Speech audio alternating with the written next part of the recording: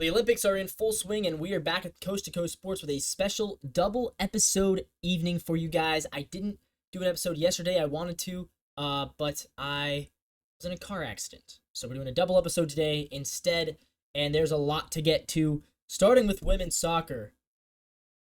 The women's soccer team for the United States, they took on Germany yesterday morning. It was a really close game. It was in the semifinals. Second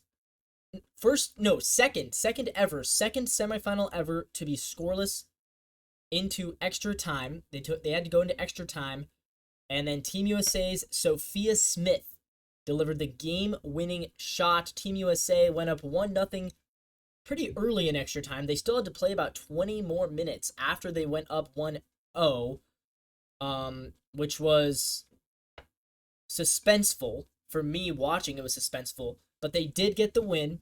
So they're going to be moving on. They're going to take on Brazil in the final on Saturday. Brazil, they beat Spain 4-2.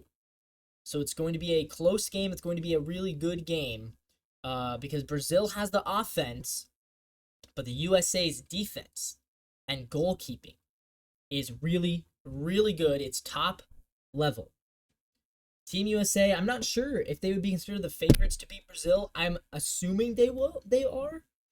Goalkeepers Casey Murphy, Alyssa Naher have been really good throughout these Olympics. It's a good team. It's not the same players that we've seen before, right? Alex Morgan is not on this team anymore. Megan Rapinoe is not on this team anymore. This is people like Sam Coffey, Emily Fox, Mallory Swanson, and Sophia Smith leading the way. So there's some new faces. A lot of the leaders from Team USA in previous Olympics are not there, but this is still a really good team. It's still a team that does very well in international competitions every single year. I have faith that they can go out and beat Brazil. It sets up a bronze medal rivalry game between Spain and Germany. That should be really interesting to follow as well. But Team USA, women's soccer, they are moving on. Good for them. Good for them. Well, let's move to basketball, where Team USA is going for their 5th straight gold medal. Team USA crushing Brazil. They cruised to 122 points in the quarterfinal.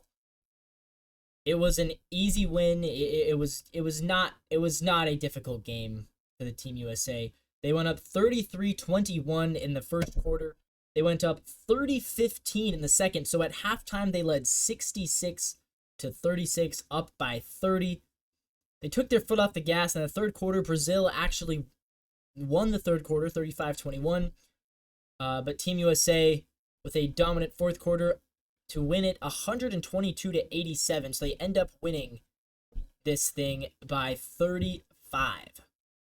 A dominant win, to say the least. One of their most dominant wins of the tournament, actually. I feel like they were better in the quarterfinal against Brazil than they were in previous games against South Sudan and Serbia. So yeah, that's good for Team USA. LeBron James right now, he is on top of the MVP ladder according to FIBA. Despite not leading the team in points, Kevin Durant actually making history. He is now the all-time Olympic scoring leader for Team USA. So congratulations to KD. KD, his entire career, he's had to kind of be the second place guy to LeBron. You know, he's always kind of lived in LeBron's shadow a little bit. And then he went to the Warriors and he kind of lived in Steph's shadow. And he's trying to do his own thing with the Knicks, and that didn't really work. And he tried to do his own thing with the Suns, and so far hasn't won a championship there. But in the Olympics, on the international stage, Kevin Durant is absolutely a freak out there, and he is the all-time Team USA scoring leader. Congratulations to him. And Team USA, yeah, it's going to be, this is where the road gets hard. I'll tell you what, yes, they're the favorites. Yes, they should win. This is where the road starts to get hard. They got to go through the semifinals. They have to go through Nikola Jokic and Team Serbia. Serbia is kind of a one-man team. They do have other guys. They're a tall team. They're a physical team. They have 2 NBA players. and Bojan Bogdanovic is good, and Nikola Jokic is a phenomenal player, an MVP level player. That's not enough to get past Team USA. So they should beat Serbia. It'll come down to a really exciting finals. That's going to be what it comes down to. It's going to come down to a really, really exciting finals.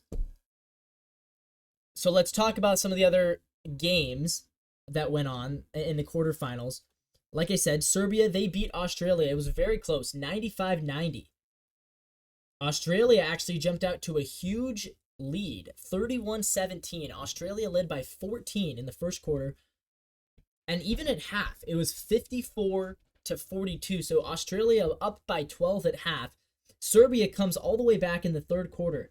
Serbia up 25-11 in the third quarter. So that puts them up by 2 going into the fourth quarter. And Australia tied it in the fourth. So it had to go to overtime. That is how intense this game was. It was 82-82 after the fourth quarter. They went into overtime, and in overtime, Serbia wins by 5. Nikola Jokic, he saved his team. He was absolutely dominant the entirety of the game. France defeated Canada. They led 23-10 after the first quarter, 22-19 in the second. So France was up 45-29 at halftime. Canada tried to make a comeback. They won the second half, but not by enough. France wins at 82-73. They win by 9. Good games from Victor Wembanyama, and a really good game for Evan Fournier, who continues to be really dominant on an international stage. Evan Fournier is really, really good player. Rudy Gobert also putting on a show. Canada played well. RJ Barrett played well. Shai Gilgeous-Alexander played really well. But unfortunately for Team Canada, their hopes at an Olympic medal are gone. And then Germany defeating Greece 76-63. They also had to pull off a really dramatic comeback. Greece was up 21-11. Greece leading by 10 at the end of the first quarter. Germany tying it at half. They were all locked up at 36-36 at the half, and then Germany leading them in the third and fourth. Dennis Schroeder leading Team Germany in these games. And so Giannis Antetokounmpo, credit to him, he carried his team all the way to the Elite Eight, but he is out. So the semifinal matchups, USA versus Serbia, France versus Germany. My guess is we're going to see Team USA against Team France in the finals, and that is going to be hype. It's going to be hype for a couple reasons. A, because France is the best team besides Team USA. I think that they're the only other team that really has 3 really good NBA players on that roster. But also because they're in France, and potentially could the home country, the home field advantage, give France a boost. I would be very interested in watching that game. And then Germany against Serbia for the bronze medal. My guess is that Serbia would win the bronze medal match. I actually thought Greece would beat Germany. I thought Giannis could power his team into the quarterfinals. Unfortunately, he could not. So that is where things stand in men's basketball. So let's head to the track where Gabby Thomas of Team USA, she took home Olympic gold. She was the perceived favorite, and she gets it. She wins gold with a time of 21.83 seconds. Really, really fantastic race that she ran. I believe that's her first Olympic gold. Let me double check. Yeah, so she has a bronze and silver from 2021. This was her first gold in the 200 meter. So she takes bronze in 2021. She was out for revenge, and she got it. She wins the gold. She's a Harvard grad. How about that? Harvard graduate. And also one of the best Olympic runners. She also does the long jump, by the way. She has a long jump, and she also runs the 100 meter and the 400 meter, but her best event is the 200 meter, and it's weird how that works. Like, you think theoretically that the same people who can run 100 meters really fast can run 200 meters really fast, but no, it's very much a different race. Even with just the one curve, it changes things, so that's what makes it even more impressive. The woman who came in second place, you see her on the left of the screen, Julian Alfred. We talked about her before, out of St. Lucia. My apologies for mispronouncing St. Lucia in the last video I talked about her. I've been a lot more informed about Julian Alfred. Thank you to the commenters. Julian Alfred, who won the 100 meter, she took the silver in the 200 meter with a time of 22.08. So she is off by just about 2 milliseconds. And then Brittany Brown at 22.2 of Team USA, she took the bronze. Tina Asher-Smith out of Great Britain, who was one of the favorites, one of the considered favorites, she finished fourth, 22.22. So Asher-Smith missed out on a medal by 0.02 of a second. And even the woman who finished in eighth out of Côte d'Ivoire finished with a time of 22.7. So all 8 of these runners were within a second. It is insane, the athleticism. It is insane just how good these women are. The men's finals happening tomorrow in that event. But yeah, shout out to Gabby Thomas for her first Olympic gold. Shout out to Julian Alfred, the second medal all time for St. Lucia. So St. Lucia now has won their first and second medals in Olympic history at these Olympics. Julian Alfred winning them both, taking a gold and a silver home for her country. Congratulations. Meanwhile, Gabby Thomas continuing to contribute to Team USA's medal lead over China. They overtook China with that medal.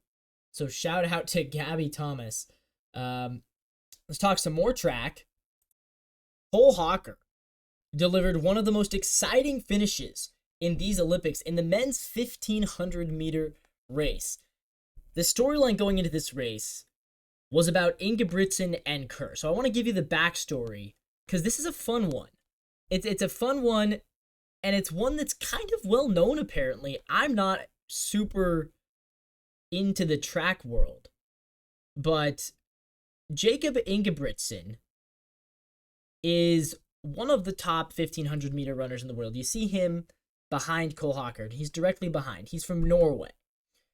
And he was supposedly the favorite to win this thing. Josh Kerr out of Great Britain, he's the guy in the middle of the two USA runners. Josh Kerr, he is the big rival to Jakob Ingebrigtsen. And it's been a huge deal, apparently, which of them is going to win. They've duked it out. They've had a pretty well-known rivalry. The New York Times has written on this rivalry before. I think they have raced a lot against each other. So in Tokyo, in the Tokyo Games, there was a big conflict between Kerr and Ingebrigtsen.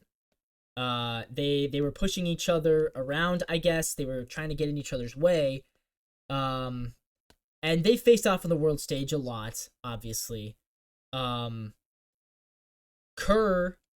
is much more of a... So Kerr doesn't race nearly as often. He's much more of a kind of a laid-back racer, I guess you'd say. So Ingebrigtsen wins more. Ingebrigtsen goes in the Diamond League circuit and wins a lot. But Kerr, when they have raced each other, has won 3 out of their last 4 meetings. The only time Ingebrigtsen did win was in the semifinal in Paris. But Kerr beat him in the past 3 times they've raced. And Ingebrigtsen really, really went for it. He was leading pretty much the entire race. And he was kind of taking it slow a little bit, and then he really picked it up. He picked it up about halfway through the race, and he was trying to push Kerr because Kerr is much better at that final kick. But so Ingebrigtsen tried to basically drop Kerr before the final kick. They were going for it. I mean, it was really exciting. It was really intense. You didn't know who was going to win, and they really hyped it out. However, Cole Hocker from America, he stayed right with him. Brian Coman out of Kenya, he stayed right with him. And right at about the 800 meter mark is when Ingebrigtsen took off. He took off at about the 800 meters. That's about halfway through. Hocker, right there. Nuguse, out of the United States, was also right there. And so was Kerr. And so Hocker and Nuguse, they were behind. Kerr and Ingebrigtsen were in the lead going into the last lap. And then coming into the last lap, Hocker took off. He literally took off. Hocker closed within 13 seconds. He was back by probably about a good 10 meters. He closed in 13 seconds. He snuck through the middle because Kerr and Ingebrigtsen were right on the middle, and Hocker took the inside lane. Nuguse takes the outside lane. They both passed up Ingebrigtsen, and so Ingebrigtsen, the favorite, winds up in 4th. Cole Hocker with the win for Team USA. Kerr does grab 2nd. And Ingebrigtsen is now officially in a losing streak. So that's his 4th out of 5 losses for him in world international level final races. Ingebrigtsen is going to need to figure something out here. But Team USA, a really impressive finish that Hocker and Nuguse, because they kind of came out of nowhere, and even the announcers were like, whoa, whoa, whoa, here comes Team USA. It was really fun. It was really fun. I want to move on to another new sport. Let's talk about surfing, because the surfing finals finally happened, and it was good. It was really fun. At least for the women, it was really fun. So talk about the women. In the semifinals, Tiana Weston Webb, she had a really, really good semifinal. She scored a 13.66, and so the way it works is they take... I found this out basically watching at these Olympic Games. I've never watched surfing before until these Olympics. Essentially, the way the scoring works is they give you 30 minutes to catch as many waves as you want, but there is a priority system. So if one surfer has priority over the other, then the other one can't really go. And so there's a priority system. So if the first surfer gets 2 really good waves right away, it makes it really hard for the second surfer, because as soon as the second surfer messes up a second time, then the first surfer has priority. And so the surfer with priority has to really take their time to find a good wave. The surfer who's in second place really needs to watch out and not mess up to not give the surfer in the lead priority. It's weird how it is. And I kind of don't like it, almost. But let's talk about it. So for the women, Tiana Weston Webb out of Brazil, 13.66, really, really well. They take your 2 best waves, and they score these out of 10. And your 2 best waves is what counts. So Weston Webb, 13.66 is her total score. And then it was Team USA, Caroline Marks, with a 12.17. She actually tied France's Johanne Defay. But Marks, I guess, had the tiebreaker somehow. I was kind of confused how the tiebreaker happened, to be honest. They went to the finals, and it was intense. So Defay took the bronze over the Netherlands' Hennessy. So it was Caroline Marks against Tiana Weston Webb.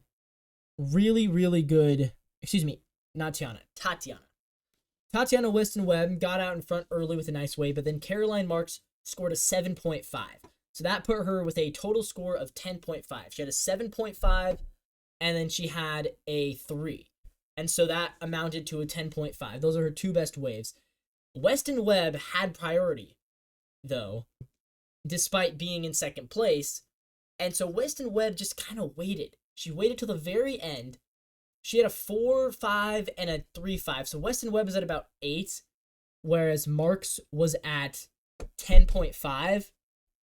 So with about 2 minutes left, Weston Webb hops on the board and does what I thought was enough to get her the win. I thought that was a 6+ wave. I thought she should have deserved at least a 6. She was on there for like a solid 25 seconds. She was doing twists and turns. The problem is she fell. And when you fall, it makes it really hard to get a score anywhere higher than a 5, no matter how good of a wave that you caught. So unfortunately, Weston Webb went down with the fall. She gets a score of a total score of 10-3-3. Marks wins it by 0.17. It was exciting. It was intense. It came down to the wire. I loved it. For the men, not so much.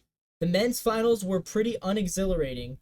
It was France's Cowley Vost, who is from Tahiti, so he has a pretty big advantage against Australia's Jack Robinson. The problem was Vost got off to such a big lead. He scored a 7 and an 8 right away. No, excuse me. He scored an 8 and a 9 right away. He had a total score of 17-7-6 within the first 5 minutes. Robinson scored a 7.83 on his first wave, which is a good score, right? 7.83 is really good, especially for these waves, because the best I've seen a few 8s and a few 9s. Most of these surfers, 7 is like really good. 7's winning you most of these matches. But for some reason, Jack Robinson just sat there. He sat there for 25 minutes, didn't catch another wave. And so I think it all boiled down to the priority thing, because essentially I think what was going on was Robinson was so far back that even if he took that second wave, he would have needed a really good score. He would have needed a 9.9 on his second wave to get ahead of Cowley Vost, which is very unlikely, and you need a really good wave to score 9.9, because part of it is about how good of a surfer you are, part of it is about wave selection, and part of it is just about how good the wave was. So Robinson would have needed a 9.9. If Robinson caught a second wave and didn't score a 9.9, he would have been behind, obviously. Then Vost could have just sat there with priority the whole time, and when you have priority, you can just fake it and pretend like you're going for a wave even if you're not.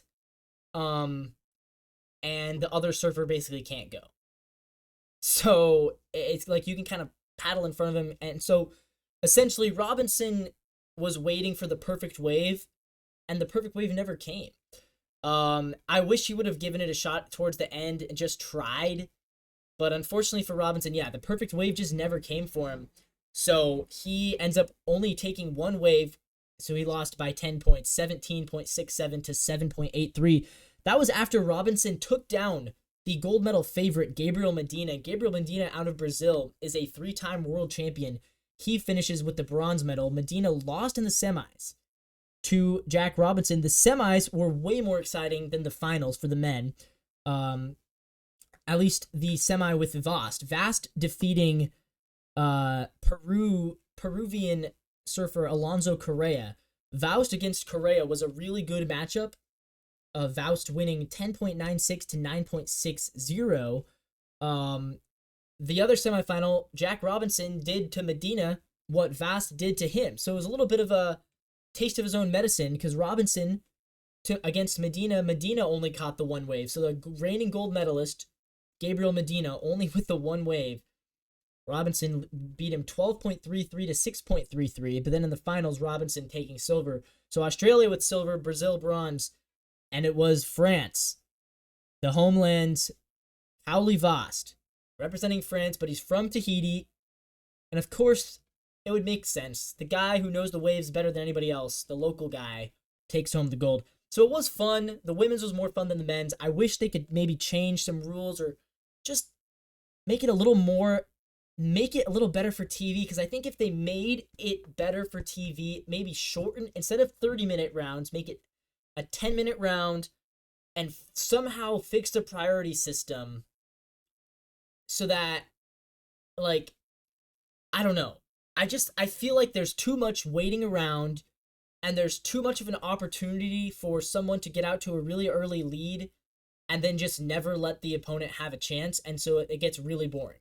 Like, I sat there for 20 minutes expecting Robinson to catch another wave.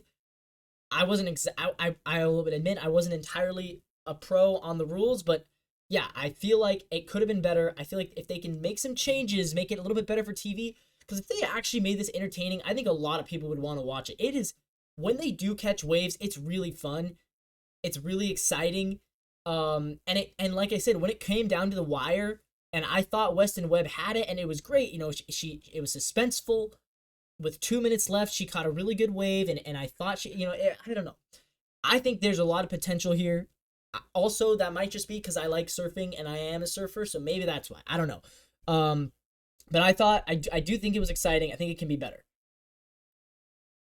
So let's talk volleyball. The women's volleyball competition, the quarterfinals happening yesterday. Team USA, they advanced with a pretty easy 3-0 win over Poland.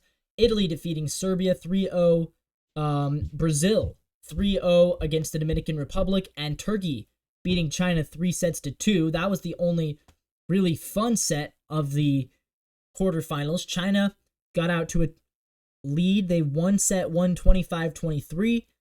Turkey winning sets 2 and 3, both really close. Set 3 was 26-24. China winning set 4, and then Turkey 15-12 in set 5 to claim the victory. So in the semifinals, it'll be Turkey against Italy tomorrow and Brazil against Team USA. That's at 7 a.m. tomorrow. Team USA, I'm not sure if they're the favorites or not in volleyball, but they did perform very well. Meanwhile, for the men, in the semifinals that happened today, actually, Team USA is out. They lost 3-2 against Poland. Team USA, Poland up 25-23 in set 1. USA 27-25 in set 2. They crushed them in set 3, 25-14, but Poland 25-23 in set 4, and then they win set 5, 15-13. So very close. All of Poland's wins were close, and they end up winning 3-2. So the finals for that are set. France defeated Italy 3-0, so it'll be France who has kind of cruised through the tournament outside of a bit of a scare. In the quarterfinals, they beat Germany 3-2, but it'll be France taking on Poland in the finals. Team USA against Italy tomorrow, not tomorrow, but on Friday morning. That's going to be the bronze medal match in volleyball. And then meanwhile, beach volleyball. Some beach volleyball Olympic result updates. The quarterfinals for women happening today. Team USA is out. They are officially out. They lost to Team Switzerland. So Kelly Chang and Sarah Hughes, they go down 2-0 to Nina Brunner and Tanja Huberli of Switzerland. Team USA used to dominate at beach volleyball. Not this year. Canada, they took down Spain. So Brandy Wilkerson and Melissa Humana Paredes, they moved on. And then it was Brazil 2-0 over Latvia. 21-16 and 21-10. Brazil dominated that. Duda Lisboa and Ana Patricia Ramos. And Australia in a 2-1 matchup, the most evenly matched. Australia's Mariaf Artacho del Solar and Taliqua Clancy, they beat Switzerland 2-1. So the semifinals for women are set. It'll be tomorrow morning. Brazil against Australia and Switzerland against Canada. On the men's side of things, the quarterfinals happening today as well. Qatar, they took down Team USA. It was a kind of an ugly watch. Qatar was very tall. I think they had the height over both of us. Sharif Yunus, I'm not exactly sure how to pronounce that. Comment down below. Sharif Yunus and Ahmed Tijan taking down Andrew Benesh and Miles Partain. So Team USA is out in both men's and women's beach volleyball. The other matchups, Norway's Anders Mole and Christian Sorum defeating Spain 2-0. Sweden, David Amon and Jonathan Helvig defeating Brazil 2-0. And Germany defeating the Netherlands 2-0. So it was all 2-0 matchups in the quarterfinals. The semis happening tomorrow as well for the men. Germany against Norway, and it'll be Qatar against Sweden. Those should both be really good games. I think from what I've seen, I think Qatar should be the favorites right now to win this thing, but we will see. If they do, I think it would be a pretty historic medal for them. And then we have women's water polo updates. I'm going to save the men's update for the second episode tonight. But for the women, Team USA, they were, I believe, against, in the quarterfinals against Hungary, and they won 5-4. They defeated Hungary 5-4. They move on to the semifinals, in which they will take on Australia. Australia beating Greece 9-6. So that should be a fun game as well. Team USA has been very good this tournament. They crushed Italy 10-3. They crushed France 17-5. But Australia's been good too. They beat Canada 10-7. They beat Hungary 14-12. They beat China 7-5. And Team USA with a 15-6 win over Greece. So both United States and Australia are undefeated so far in women's water polo. That should be a fun game. And if Team USA wins, it'll be another medal. They have been so good. I mean, USA is just almost everything they've been medaling in. That's why I'm kind of shocked about the beach volleyball thing, to be honest. Well, I want to talk about Carlos Yulo, a Filipino gymnast. He won the men's floor event. He had what I think is a perfect score, 15.00. Is that a perfect score in gymnastics? Comment down below. No, I guess it's not, because I've seen 15.6. So I don't know what the perfect score is. But he won the floor. He defeated Israeli gymnast Artem Dolgopiat for that one. And then he won a second gold medal. He won a gold medal in the vault final. Only athlete to surpass 15 points in the vault. So he now has he has 2 Olympic gold medals. And he is the first Filipino ever to win a gold medal at the Summer Olympics. It's hard for me to believe that Philippines has never won a medal. I guess I think the Philippines are bigger than they are, maybe. Because I feel like they're kind of a relevant country, you know? But yeah, they previously had just 1 medal, and it was not a gold. Now they have 3 and 2 golds, both per Carlos Yulo. He's been rewarded a lot. He's been given a condo. This is from the country, or from like the Congress or the president. I don't know. But Yulo was given a condo unit estimated to sell for $414,000. It was originally meant to be a 2-bedroom unit, but then he won the second gold. Now he's getting a 3-bedroom unit. He's also been given 10 million Philippine pesos from the local government. But that's not it. That is not it. There's a bunch of things. He gets a $20,000 voucher for a department store, unlimited entry at a local buffet chain, a lifetime supply of ramen, unlimited colonoscopies, and gastroenterology consultations. I mean, this is just an insane list of rewards for Carlos Yulo. Just for 2 medals, but it's a historic 2 medals. You know, he's given his country, something to cheer about. And I guess, okay, so now I'm reading, though, that he's not the first Filipino athlete to win a gold. This says Hidalin Diaz was the first Filipino athlete to win a gold medal. So why is the big deal about Yulo? Okay, he's the first Filipino man to win. That's it. First Filipino man to ever win an Olympic gold medal. Wow.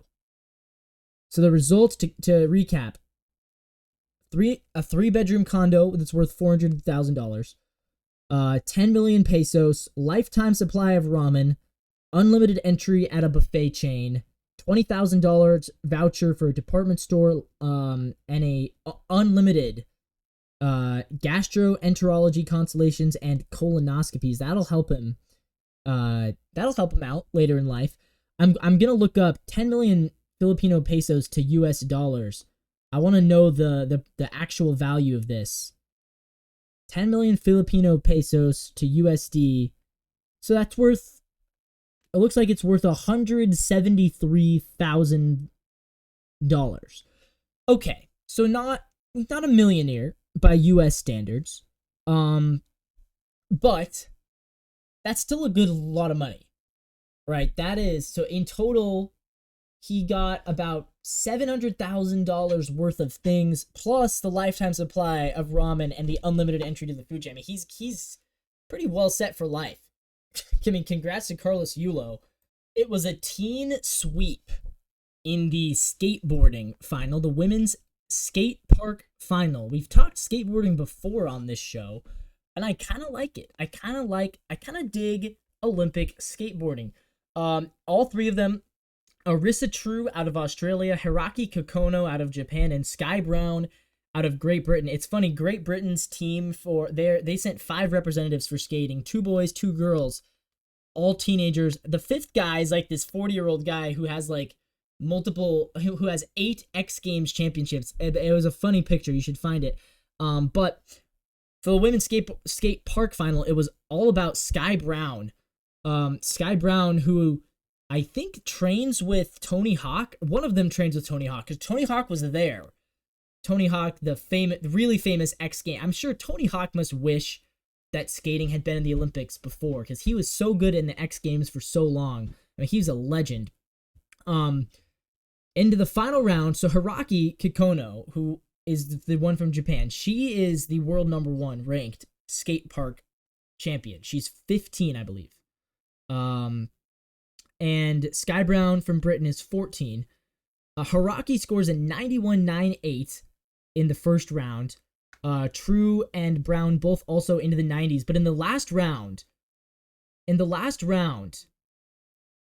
Arisa True out of Australia, 14 years old, she landed what is called, I guess, she did a 540 with a front nose blunt and a grab 180. I don't know what that all means. All I know is that it looked really freaking cool. And actually, I think so. She may be the one that Tony Hawk is the trainer. I don't remember. But she scored a 93.18, which was the highest score of the competition. Sky Brown goes again and again, wounds up in the 91 range. And then Hiraki Kikono, the last girl to go, she scored a 92, but it wasn't enough. So Kikono wounds up with the silver. Brown, who is 16, took bronze. And the Australian, Arisa True, 14 years old, gold medalist, Olympic gold medalist. Hard to believe. I mean, you think about, I'm 19. What have I done with my life? I talk on YouTube and I lifeguard. And I just got in a car accident. These girls are 14 and they're Olympic gold medalists. Like, what the heck? What the heck am I doing with my life, man? This is crazy. It's really fun to watch. I'm scared of skateboarding. I love biking. I like ice skating, but skateboarding to me has always been something that is, I think I must have fell and scraped myself when I was a kid because I've just never been interested. And the few times when I've tried it out, I always get really nervous. I'm not good at skateboarding at all. Like, for me, I can't even do a little jump and touch the bottom. These girls are, like, flipping and twisting around, and, it's remarkable. It's remarkable, and to think that next Olympics, they're all still going to be teenagers, except for Brown, who will be 20, so they could all theoretically come back and do this again at the next Olympics. That is wild to me. That's going to wrap this show up. We talked, again, a lot of Olympics, and we're going to have a second episode, it's a double episode, so second episode coming out later tonight. Thank you for watching, listening. If you're listening, please leave comments, leave a like, go check out all the other videos. I think I've made like 50 Olympics videos now. Leave us a 5-star review on podcast if you're listening there. This is Coast to Coast Sports. My name is Levi. I'll see you guys again in literally like an hour.